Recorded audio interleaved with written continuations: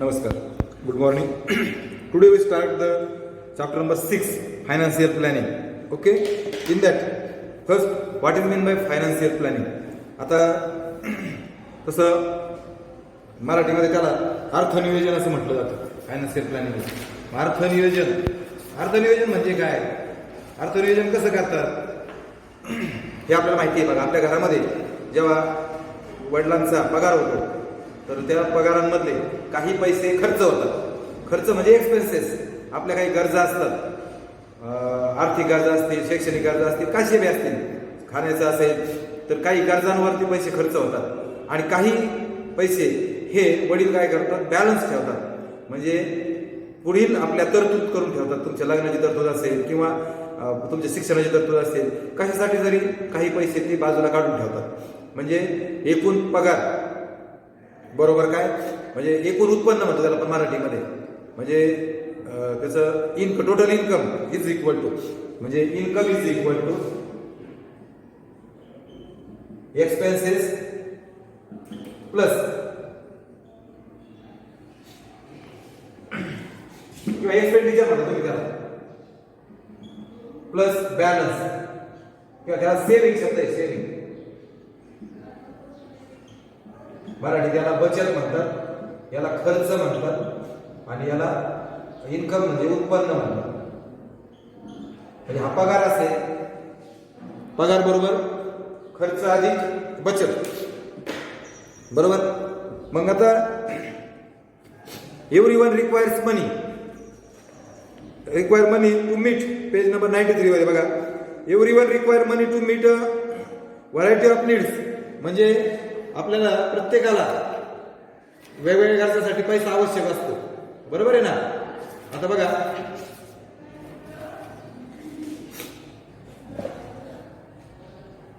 म्हणजे प्रत्येक व्यक्तीला विविध गरजा भागवण्यासाठी पैशाची गरज असते. That's why after spending on the necessities of the present everyone tries to save money to make provision for the future needs. म्हणजे वर्तमानातील गरजा पूर्ण करायसाठी आणि इतर गरजा भागवण्यासाठी तो प्रत्येक जण काय करतो, पैसे साठवण्याचा प्रयत्न करतो. आणि दॅट इज कॉल्ड सेव्हिंग. त्यालाच काय म्हणतो आपण, सेव्हिंग म्हणतो. बघा, in order to protect our saving to even to make them grow we keep them as a fixed deposit or by improving properties such as house, land etcetera. That is what we call investment. आणि मग आपली ही बचत, म्हणजे प्रत्येक जण आपल्या गरजा भागवण्यासाठी काही ठराविक बचत करतो. मग बचत केलेली रक्कम तो बँकेत ठेवतो. दाम दुप्पट व्हावी अशी त्याची अपेक्षा असते, किंवा आपले पैसे दुप्पट व्हावेत यासाठी तो काय करतो, बँकेत ठेवतो. किंवा प्लॉट घे, त्यानंतर आणखी जमीन घे, घर घे, याबाबतीत तो खरेदी करतो. यालाच गुंतवणूक असं म्हटलं जातं. म्हणजे बघा, आपले पैसे, आपली बचत जी आहे, आपल्या गरजा, पुढील गरजा भागवण्यासाठी तो काही पैसे आपले वडील किंवा आपण काय करतो, काही पैसे बचत करतो. ही बचत त्याच्यात आणखी वाढ व्हावी, बचतीमध्ये आणखी वाढ व्हावी यासाठी तो जमीन घेतो, घर घेतो किंवा प्रॉपर्टी घेतो. थोडक्यात याला गुंतवणूक करणं असं म्हटलं जातं. एव्हरी इन्व्हेस्टर, बघा, every investor first spend the amount required to meet primary necessities and save the remaining amount. याचा अर्थ काय, प्रत्येक गुंतवणूकदार, म्हणजे प्रत्येक जण पैसे गुंतवतो की नाही, आवश्यक तेवढी रक्कम खर्च करतो. प्रत्येक जण आपल्याला जेवढे आवश्यक तेवढे पैसे खर्च करतो आणि मग उरलेली रकमेची तो काय करतो, बचत करतो. तसेच आता बचत केलेल्या रकमेची गुंतवणूक कशी करतो, तो विचारपूर्वक करतो. म्हणजे मला पैसे येतात, समजा प्लॉट घ्यायचा आहे, माझ्याकडे किती पैसे येतं, मला त्यातले किती लागत आहेत, मग मला लागणारे पैसे मी काढून ठेवणार, उरलेल्या पैशाची मी बचत करणार. म्हणजे मी विचारपूर्वक बचत करणार, तेवढे आहेत का माझ्याकडे, त्याचा फायदा होईल का, मला पैसे भेटतील का, अशी विचारपूर्वक तो गुंतवणूक करतो. यालाच अर्थनियोजन असं म्हटलं जातं. यालाच प्लॅनिंग, यालाच फायनान्शियल प्लॅनिंग असं म्हटलं जातं. म्हणजे one also uses this saving to make a carefully consider investment. This is called financial planning. The main purpose of financial planning is protection and growth of the wealth. Protection and growth of the wealth. Protection म्हणजे काय? आपली पैसे हे आपण म्हणजे जी गुंतवणूक आहे याचं फायनान्शियल प्लॅनिंगचं मेन उद्दिष्ट जे आहे काय आहे? संपत्तीची वृद्धी झाली पाहिजे आणि ती सुरक्षित पण राहिली पाहिजे. पैसे वाढले पाहिजे आणि ते सुरक्षित पण म्हणजे बुडले नाही पाहिजे. अशा दोन गोष्टी महत्वाच्या या अर्थनियोजनामध्ये फायनान्शियल प्लॅनिंग मध्ये विचारात घेतल्या जातात. प्रत्येकाच्या आयुष्यामध्ये अपेक्षित आणि अनपेक्षित घटनांसाठी तरतूद याचा यासाठी अर्थनियोजनाचा फार उपयोग असतो बघा. म्हणजे अपेक्षित आणि अनपेक्षित घटना आपल्या आयुष्यामध्ये ज्या येतात त्यासाठी जी तरतूद केली जाते त्यासाठी अर्थनियोजन अतिशय महत्वाचं आहे.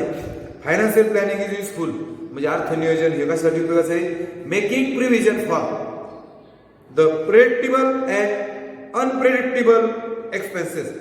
Predictable and unpredictable expenses that each of us has to meet in our life. Predictable म्हणजे अपेक्षित घटना आणि अनप्रेडिक्टेबल म्हणजे अनपेक्षित घटना या दोन घटनेचा साठी आपल्याला फायनान्शियल प्लॅनिंग म्हणजे अर्थनियोजन करणं फार गरजेचं आहे. याच्यामधल्या ज्या अपेक्षित घटना ज्या आहेत प्रेडिक्टेबल एक्सपेन्सेस जे आहेत ते सांगतो बघा. पहिलं मुलांचं शिक्षण व त्यासाठी म्हणजे ज्या घटना घडणार आहेत त्यासाठी आपण फायनान्शियल प्लॅनिंग करणार आहोत, बचत करणार आहोत. म्हणजे खर्च आणि बचत विचारपूर्वक केलं की त्याला आपण फायनान्शियल प्लॅनिंग म्हणणार आहोत. मग आता अपेक्षित घटना कोणत्या येणार आहेत आपल्या आयुष्यामध्ये? What is the predictable expenses? Which type of predictable expenses in our life? So number 1, education of children and other expenses for them. Education of children and other expenses for them म्हणजे विद्यार्थ्यांचं शिक्षण आणि इतर expenses म्हणजे मुलांचं शिक्षण आणि त्याच्यासाठी इतर खर्च जो असेल हा पहिला अपेक्षित घटना आहे किंवा प्रेडिक्टेबल एक्सपेन्सेस आहे. Second, capital for profession or business. Capital म्हणजे भांडवल, व्यवसायासाठी भांडवल. Capital for profession or business. बिझनेससाठी कॅपिटल म्हणजे भांडवल. एका धंदा उभारायचा असेल त्यासाठी भांडवल लागतं, त्यासाठी माणूस तरतूद करतं. बाईंग अ व्हेकल, गाडी घ्यायची असेल, वाहन खरेदी त्यासाठी पण तरतूद करतं. Buying or building a house, घर विकत घेणे किंवा घर बांधणे म्हणजे घराचं बांधकाम किंवा घराची खरेदी करायची असेल त्याची तरतूद करू शकतो. ओल्ड एज रिक्वायरमेंट, उतरत्या वयामध्ये वृद्धापकाळामध्ये ज्या गरजा आहेत त्या भागवण्यासाठी सुद्धा आपण बचत अपेक्षित ही सुद्धा अपेक्षित घटना आहे की ज्यासाठी आपण गुंतवणूक करू शकतो. अनप्रेडिक्टेबल एक्सपेन्सेस म्हणजे गुंतवणूक केलेले पैसे आता खर्च करण्यासाठी अनपेक्षित घटना कोणत्या? तर नॅचरल डिझास्टर म्हणजे जर नैसर्गिक आपत्ती आली तर अचानक नैसर्गिक आपत्ती आली तर त्यासाठी पैसे गुंतवणूक केलेले केव्हाही चांगलं.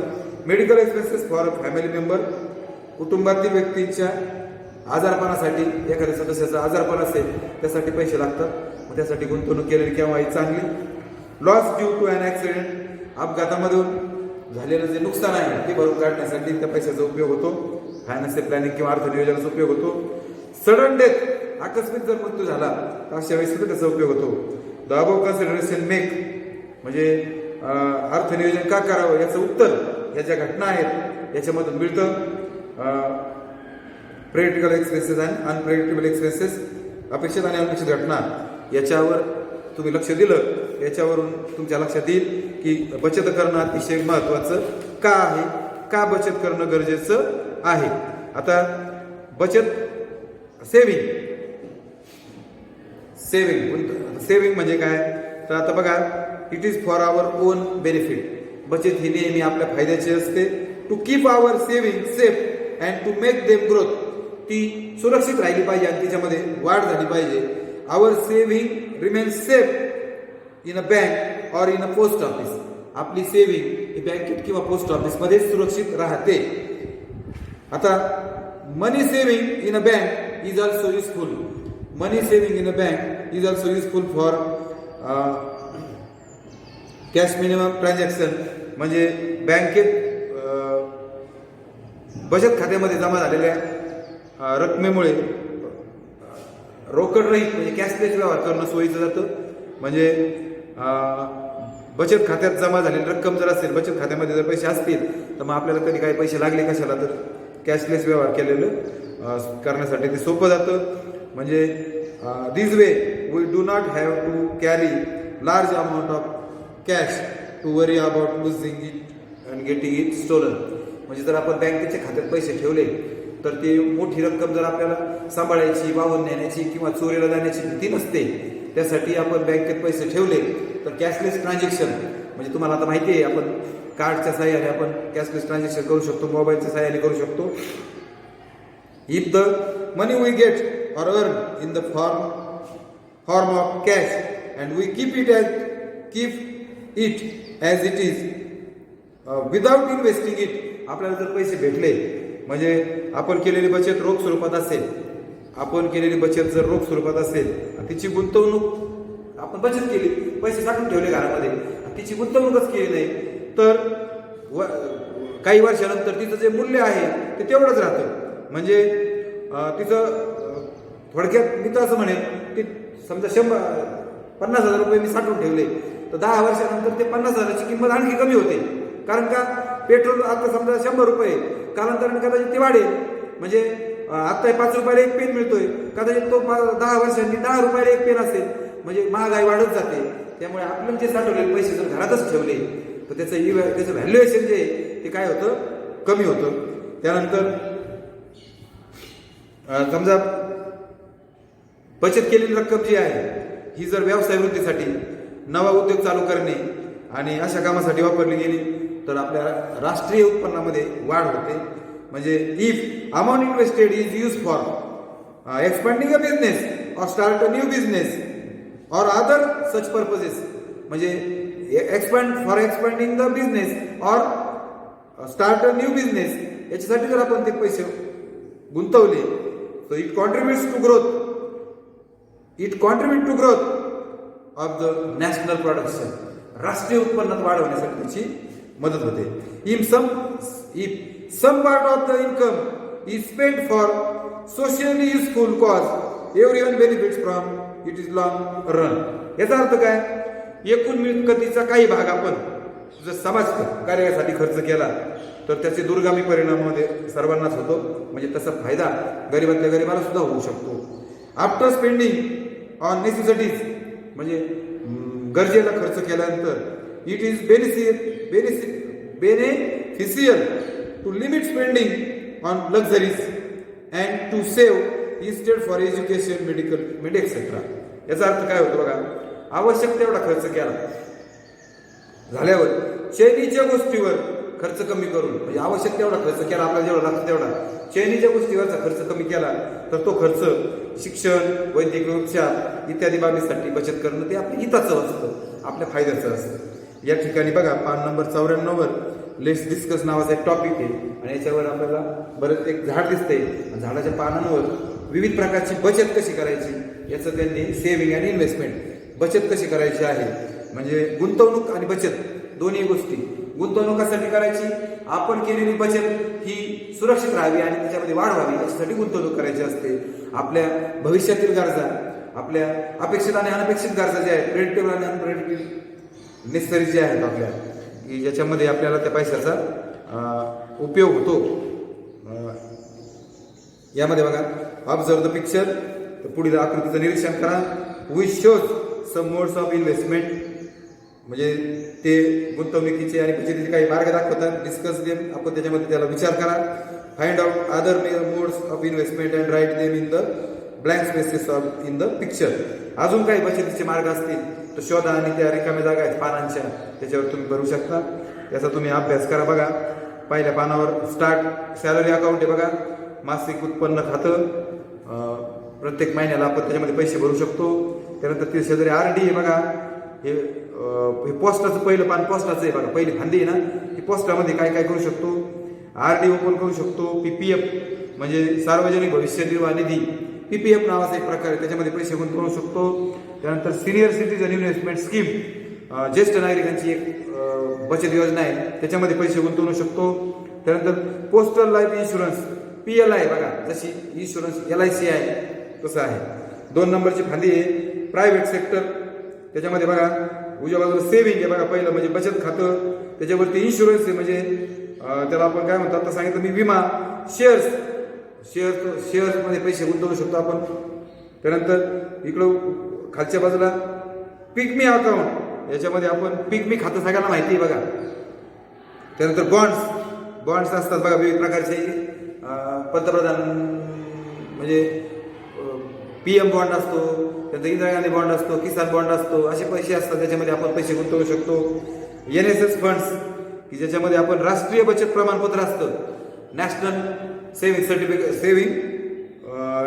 हा जो फंड आहे याच्यामध्ये तुम्ही पैसे गुंतवू शकता. म्युच्युअल फंड, हा म्युच्युअल फंड नावाचा एक बँकेमध्ये प्रकार असतो बघा. हे आपले पैसे विविध कंपन्यांमध्ये गुंतवले जातात, त्याचा परतावा आपल्याला चांगला मिळतो. अशी एक गुंतवणूक आणि बचतीची स्कीम आहे बघा. त्यानंतर तिसरं बँकेकडे जातो बघा, तिसरी फांदी, त्याच्यामध्ये नॅशनलाइज बँक डिपॉझिट म्हणजे राष्ट्रीयकृत बँकेमध्ये याच्यामध्ये आपण पैसे काय करू शकतो, डिपॉझिट करू शकतो. त्यानंतर सेव्हिंग अकाउंट, बचत खातं आहे बघा, त्याच्यामध्ये बचत खातं ओपन करून त्यात पैसे भरून आपण कॅशलेस व्यवहार करू शकतो. त्यानंतर फिक्स डिपॉझिट, फिक्स पैसे ठेवू शकतो आपण 10 वर्षाकरता, 5 वर्षाकरता, 15 वर्षाकरता. आणि त्यानंतर रिकरिंग डिपॉझिट्स, आवर्ती खातं असतं एक त्याच्यामध्ये की आपण दर महिन्याला ठराविक रक्कम त्यामध्ये भरू शकतो. आता पुढचा टॉपिक आहे इन्व्हेस्टमेंट, ज्याला आपण गुंतवणूक म्हणतो.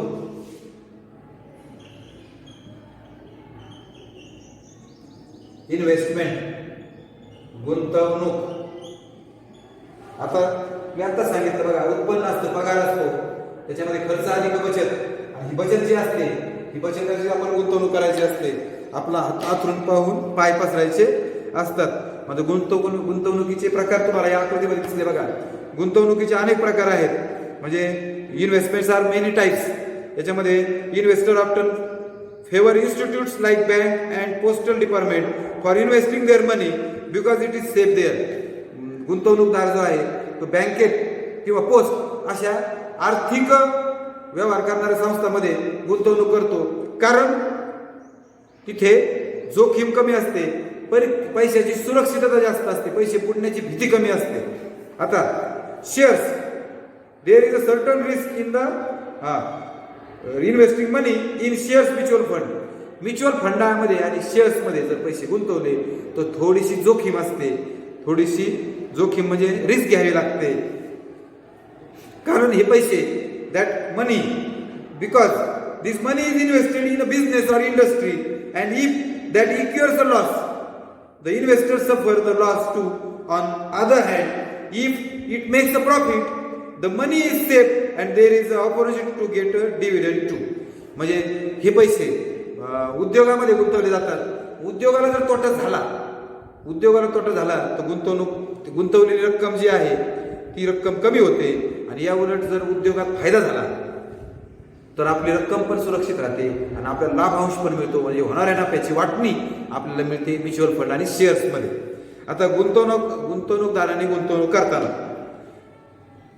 2 मुख्य बाबी विचारात घेतल्या पाहिजे. म्हणजे काय, investor must take 2 important points into account when making and investment, namely the risk and the gain. आता it is possible to make big gain by taking greater risk. म्हणजे जर मोठी गुंतवणूक करायची असेल तर त्याला तुम्हाला जोखीम पत्करावी लागेल. म्हणजे जोखीम आणि म्हणजे एक जोखीम आणि दुसरं लाभ, हे 2 गोष्टी आहेत बघा.